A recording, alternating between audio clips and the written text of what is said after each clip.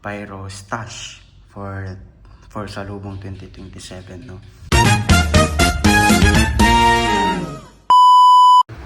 Ang stash yung ating DIY. DIY. Para din siyang piton.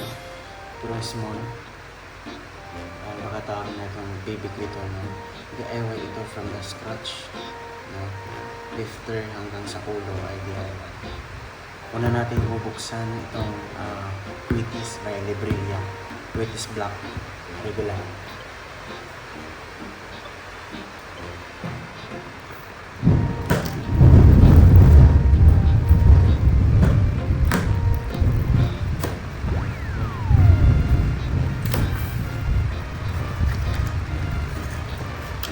Napakaganda ng packaging niya. Solid. Sobrang linis ng pagkakagawa. Wheaties, Librilla Black, regular. Ang pangit lang sa kanila ngayon itong stick. Ang pangit talaga. Paliko. Kasi ang Wheaties. Nabili ko lang naman ito ng 11 pesos isa. So, value 1,100 kasi 100 pieces yung binili ko. Sa SRC ko ito nabili.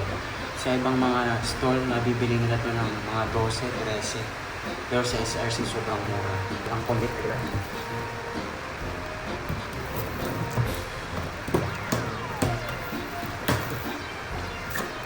100 pesos po yun.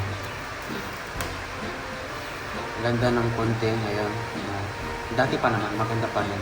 Pero ngayon, mas nag-level up, mas lalong naging elegante tignan nung naging black na siya. Regular lang to, pero malakas din. Ito ang the best na regular Wheaties nila na nagawa. Ito yung Double King. Nabili ko lang ito ng 15 pesos isa. Medyo mahal dun sa napagbilihan ko, which is the EPF. Bilihan, 15 pesos isa. Bali 1.5 pag 100 pieces. Tsaka kung makapansin nyo, tignan yung stick. Sobrang ganda. Bilog. Para siyang, alam nyo, pang barbecue na makapal. Yun yung stick niya. Nag-level up siya. Sobrang ganda. Yun lang. Yung magpapatalo ang ating mga aerials. Meron tayo ditong Orbit Jet na 16 shots lang siya. Ito lang ata yung 1 inches. Kasi ang hinanap ko yung 2.0 inches. Yung 25 shots, wala daw doon. Hindi pa daw available. Napakamura ko lang ito nabili sa SRC. 800 siya. Yan. 800, which is good sa ito is Dragon Fireworks naman tayo na. It's City of Lights. Nabili ko to sa EPF. Doon sa bungad lang, galing ng expressway. Medyo mahal siya. 1.2 pagkakabili ko nito, no? 1.2 siya. 2 inches or 1.5 inches ata yung tube. Ayan, no? Pero ganun talaga. Medyo may kamahalan talaga ng Dragon. Kasi maganda din naman yung effects.